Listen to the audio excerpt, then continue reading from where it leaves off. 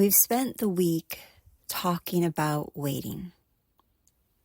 Yes, waiting as in those who wait upon the Lord shall renew their strength. That type of waiting, that word wait meaning kavah in Hebrew, which is to entwine, to become aware of our oneness with the Lord, where we wrap our hearts around His and He wraps His heart around us, and we're so immersed in the presence of God. Yes, that waiting, but also the waiting, just waiting for promises to come to pass, waiting for the things that we are believing for. And so today, as we close the week, we are going to talk about the point in time when we notice something shifts inside of us. We can sense, I really feel like breakthroughs right there. We just sense that. And so we're going to read today from my fasting devotional called The Encounter. And we'll read from day 33. If you want to read along, you're welcome to. It's not necessary. And again, for those of you who might be new to the channel, my fasting devotional is 40 days of fasting with Jesus, but it is for the purpose of drawing closer to His heart, not to storm the heavens and, it's to quiet our souls through fasting. And that could be through fasting, just television or your phone or social media. Yes, of course, food and things like that, but it is to quiet our souls. That's the purpose of this. So the devotional itself could be very helpful to you, even if you're not fasting in the strictest sense, but are just stepping away from distractions for 40 days, which I encourage everyone to do now and then. So you could find that on Amazon if you're interested. And I'm going to read most of this devotional entry, but it's a bit longer. So I may skip some parts, but you'll get most of it. So let me encourage you with this before I even begin. I know that sometimes when you've been believing for something for a very long time, there is a temptation at times to say, I don't even want to believe anymore because I'm afraid I'm going to get disappointed. Like, I've been believing for this for so long and I'm afraid I'm going to get disappointed. That's a spirit of fear. And I want you to not agree with the spirit of fear, but to agree with the truth in God's word. It's okay to allow yourself to believe again. Yes, sometimes the things we believe for takes years, and we don't understand why. But we must not stop believing. So, friend, if you are in that season right now where you think, I don't even know if I can believe anymore for this thing. Like, I don't even want to think about it. I don't want to believe for it. I don't want to be disappointed. That's the enemy. Believe again. Ask the Lord to blow upon your faith, to remove that discouragement and disappointment, and to encourage and refresh you again in His presence. So as I read today, close your eyes, allow yourself, or you can enjoy the visuals, but let your heart become aware of His presence, setting yourself in agreement with what I say that bears witness to you. So here we go. The title of day 33 in my devotional is Sensing the Shift. There's a point in time, a divine juncture, when everything begins to turn in our favor.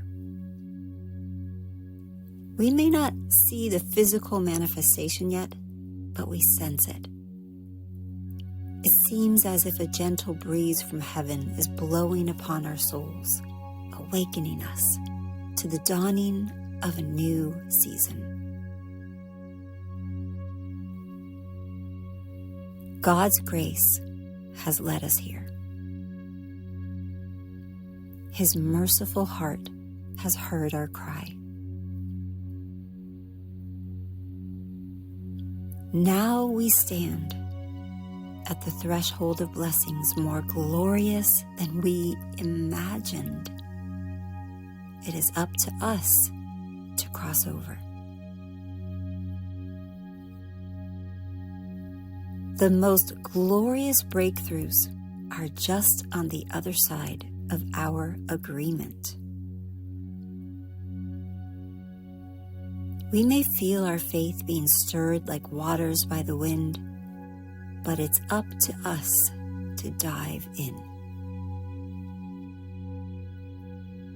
When we begin to experience excitement for what's coming, we must connect our faith. Fasting often precedes a shift in our lives. We often sense breakthrough in our spirit before we see it in the natural. When this happens, we don't need to analyze what's happening or try to find ways to speed up the process. We simply need to rest in a posture of trust.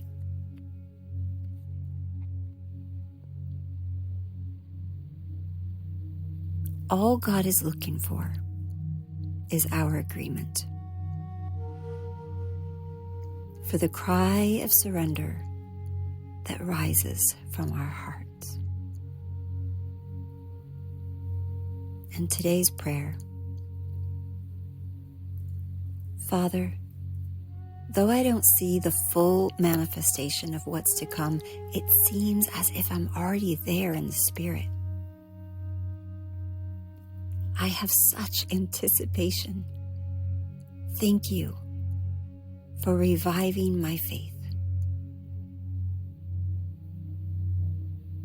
Thank you for reminding me that your goodness is limitless. You are taking me from glory to glory, always leading me closer to you, where nothing hinders my vision. With you, life is a wonderful journey. I'll leave the details in your capable hands, trusting you to lead the way and clear a path for me to follow.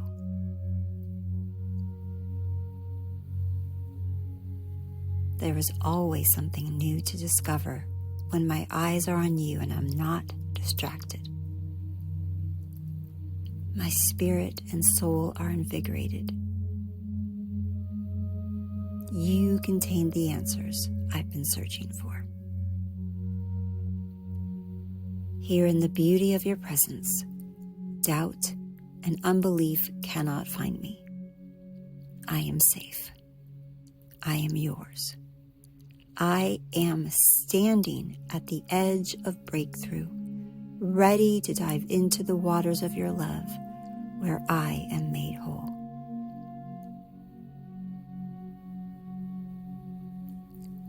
And I'll read you now parts of the steps for transformation. When we sense the coming shift and faith gets stirred, we need to guard our hearts so that we don't become anxious in the waiting. We may be tempted to tune out of the season we're in before it's time. As people who hear the Lord, it's crucial to not only agree with what He shows us, but also trust His timing. For now, friends, stay focused on what is in your hands. And I will leave us with that as the closing statement. I bless your weekend. I bless your day. I pray that whatever has stood out to you today and even this week, that you will sit